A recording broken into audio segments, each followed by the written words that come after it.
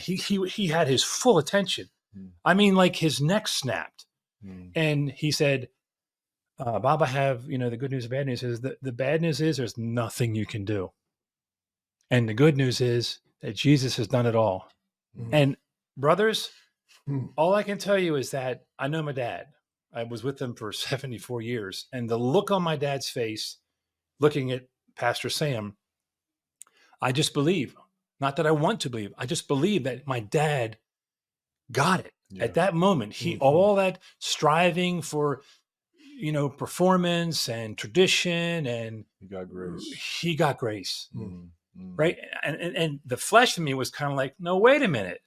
I've been talking to you about, he comes in and says, good news, bad news. I've been talking for 10 years.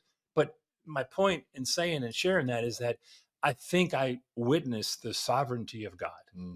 And I didn't know much about that because I felt like the success that my dad would have in coming to the Lord would be in part a result of me sharing as best as I knew how the Jesus Christ. And so in the end, I was like, that's pride. That's of flesh, right? It's like you did what you were supposed to do, and the Lord used this man, and then in His sovereign grace, saved your dad.